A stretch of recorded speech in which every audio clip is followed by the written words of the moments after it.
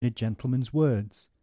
Or are we to understand that the Israelis have got as many arms as the Egyptians have? We understand that they were fully armed at the time, because the right honourable and learned gentleman suspected that the Egyptians had these arms. I am not in the least surprised by this situation. That the Russians have provided these arms to the Egyptians we accept. Of course they did. It is a curious thing. I may be frivolous, but I am not frightened by it, and I will tell the House why. The Russians have a habit, curiously enough it seems to me, of not knowing what is happening in other nations. They do not even know what is happening in Poland or Hungary, and it does not seem to have occurred to the Russians that there was no military advantage in providing weapons that the Egyptians could not use. The fact of the matter is that these great modern weapons are practically useless in the hands of backward nations. Do not, however, let honourable members push the argument too far. I am not for one moment seeking to justify the Russian supply of arms to Egypt. I think it was a wicked thing to do, and I think it is an equally wicked thing for us to supply arms.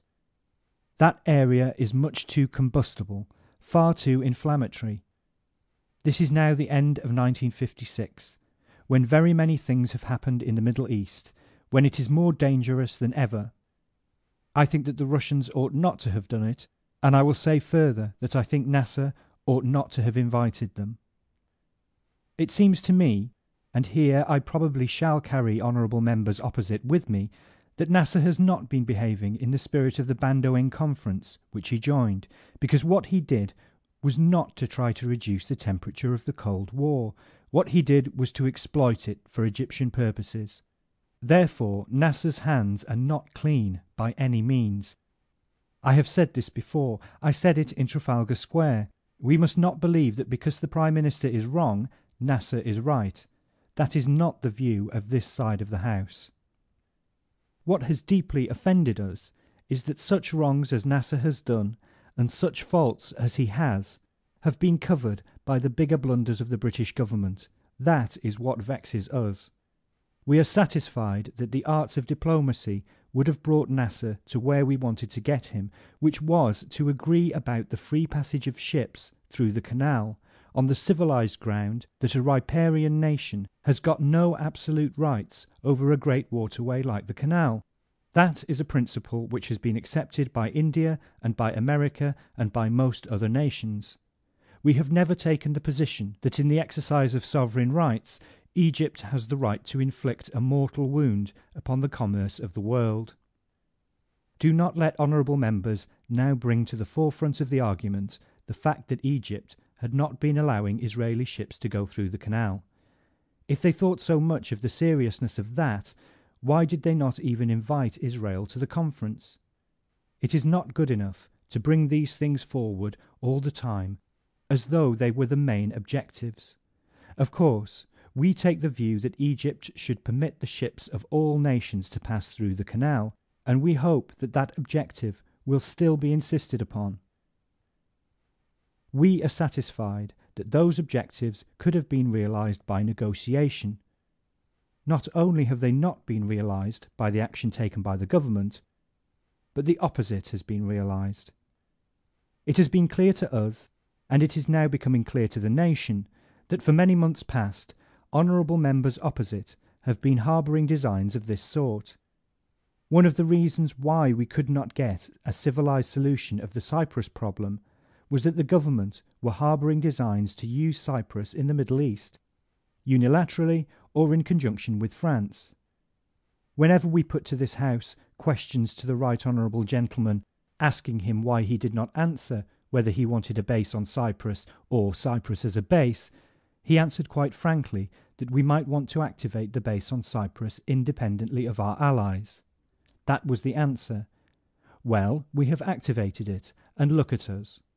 We have had all these murders and all this terror, and we have had all this unfriendship over Cyprus between ourselves and Greece, and we have been held up to derision in all the world merely because we contemplated using Cyprus as a base for going it alone in the Middle East, and we did go it alone.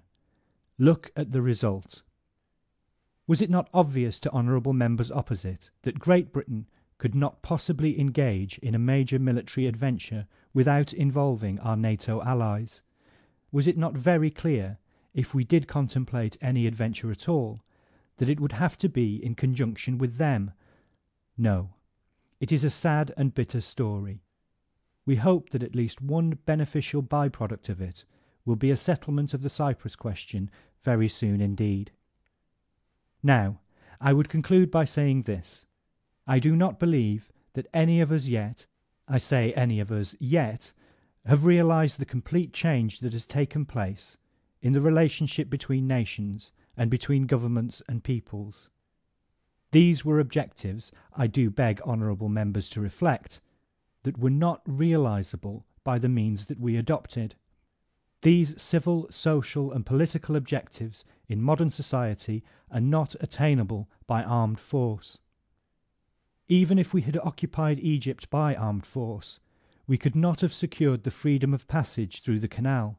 It is clear that there is such xenophobia, that there is such passion, that there is such bitter feeling against Western imperialism, rightly or wrongly, I am not arguing the merits at the moment, among millions of people, that they are not prepared to keep the arteries of European commerce alive and intact if they themselves want to cut them.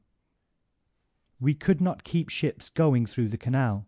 The canal is too easily sabotaged, if Egypt wants to sabotage it. Why on earth did we imagine that the objectives could be realized in that way in the middle of the 20th century? The social furniture of modern society is so complicated and fragile that it cannot support the jackboot. We cannot run the process of modern society by attempting to impose our will upon nations by armed force. If we have not learned that, we have learned nothing. Therefore, from our point of view here, whatever may have been the morality of the government's action, and about that there is no doubt about its imbecility. There is not the slightest shadow of doubt that we have attempted to use the methods which were bound to destroy the objectives we had, and of course this is what we have discovered. I commend to honourable members, if they have not seen it, a very fine cartoon in Punch by Illingworth, and called Desert Victory. There we see a black, ominous, sinister background and a pipeline, broken, pouring oil into the desert sands. How on earth do honourable members opposite imagine that hundreds of miles of pipeline can be kept open if the Arabs do not want it to be kept open? It is enough to say that there are large numbers of Arabs who want the pipeline to be kept open because they live by it. It has been proved over and over again now in the modern world that men and women are often prepared to put up with material losses for things they really think worthwhile. It has been shown in Budapest, and it could be shown in the Middle East. That is why I beg honourable members to turn their backs on this most ugly chapter and realize that if we are to live in the world and are to be regarded as a decent nation, decent citizens in the world, we have to act up to different standards than the one that we have been following in the last few weeks. I resent most bitterly this unconcern for the lives of innocent men and women. It may be that the dead in Port Said are 100, 200 or 300. If it is only one, we had no business to take it. Do honourable members begin to realize how this is going to revolt the world when it passes into the imagination of men and women everywhere, and in this country, that we, with 8 million here in London, the biggest single civilian target in the world, with our crowded island exposed, as no nation in the world is exposed, to the barbarism of modern weapons, we ourselves set the example. We ourselves conscript our boys and put guns and aeroplanes in their hands and say, bomb there. Really, this is so appalling that human language can hardly describe it. And for what? The government resorted to epic weapons for squalid and trivial ends. And that is why all through this unhappy period, ministers, all of them, have spoken and argued and debated well below their proper form. Because they have been synthetic villains. They are not really villains. They have only set off on a villainous course, and they cannot even use